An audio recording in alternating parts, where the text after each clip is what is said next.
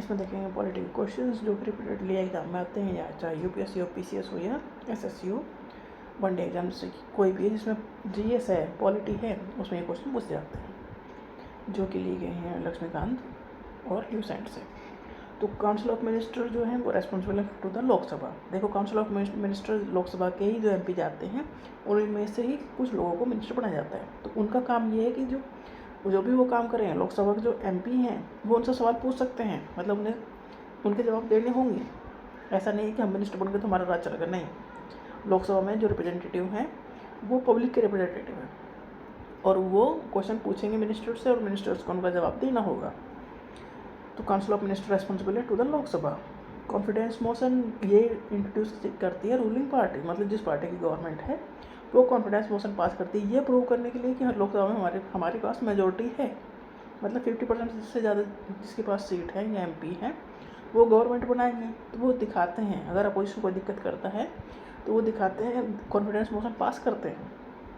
Confidence motion मतलब voting होगी, उन्हें 50% से ज़्यादा वोट मिलेंगे तो मतलब वो कॉन्फिडेंस मोशन जीत जाएंगे। और कॉन्फिडेंस मोशन का मतलब ये है कि गवर्नमेंट हमारी है और हमें विश्वास रखती है पब्लिक। कॉन्फिडेंस मोशन इंट्रोड्यूस करती है रूलिंग पार्टी, क्या प्रूव करने के लिए मेजोरिटी कि उनके पास लोकसभा में मेजोरिटी है। नो कॉन्फिडेंस मोशन पास करती है अपोजिशन पार्टी, ठीक है। No confidence motion can be introduce by the opposition party, और अगर ये पास हो गया, if it is passed in the Lok Sabha, तो काउंसिल ऑफ मिनिस्टर जो है उसे रिजाइन करना पड़ेगा, मतलब गवर्नमेंट गिर जाएगी।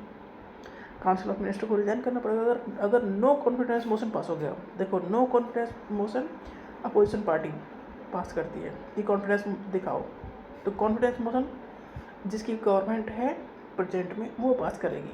अगर कॉन्फिडेंस मोशन पास हो गया तो मतलब ठीक है। अगर नो कॉन्फिडेंस मोशन पास हो गया और तो इसका मतलब ये है कि जो गवर्नमेंट है उसे रिजाइन करना पड़ेगा, काउंसिल ऑफ मिनिस्टर को रिजाइन करना पड़ेगा। एंड नो कॉन्फिडेंस मोशन सिर्फ अपोजिशन पार्टी ही लेकर आएगी, डेफिनेटली जो गवर्नमेंट है वो लोग की पास करेंगे भाई। नो कॉन्फिडेंस मोशन जो पास होगा वो होगा भाई सिंपल मेजोरिटी से पास होगा। अब सिंपल मेजोरिटी क्या है पहले देखते हैं। मेजोरिटी कैसे, एब्सोल्यूट मेजोरिटी मतलब ये है जिसके पास जो टोटल स्ट्रेंथ है हाउस की उसके 50% प्लस एक ज़्यादा मेंबर होना चाहिए, इसे कहेंगे absolute majority. 50% plus 1 total strength का, ठीक है। Effective majority 50% plus 1 effective strength का।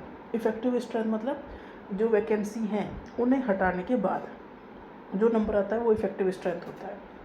तो इफेक्टिव स्ट्रेंथ, इफेक्टिव मेजोरिटी मतलब 50% प्लस 1 ऑफ इफेक्टिव स्ट्रेंथ, मतलब इसमें वैकेंसी हटा दी एब्सोल्यूट मेजोरिटी से। एब्सोल्यूट मेजोरिटी मतलब टोटल जो नंबर है उसका काउंट करेंगे, 50% प्लस 1। इफेक्टिव मेजोरिटी मतलब वैकेंसी है उसे हटा दो, फिर 50% प्लस 1 काउंट करो। सिंपल मेजोरिटी जितने मेंबर आए हैं, ठीक है, उसका उनमें से जो वोटिंग हुई है 50% प्लस 1 ने वोट डाला है तो ये सिंपल मेजोरिटी से जीत जाओगे। स्पेशल मेजोरिटी है 2/3 members of present and voting. तो ये डिफरेंट टाइप ऑफ मेजोरिटी है। तो सिंपल मेजोरिटी से पास होना मतलब प्रेजेंट जितने मेंबर प्रेजेंट है उसका 50% प्लस 1 अगर पास कर देगा तो सिंपल मेजोरिटी से पास हो जाएगा। क्या पास हो जाएगा? No confidence motion.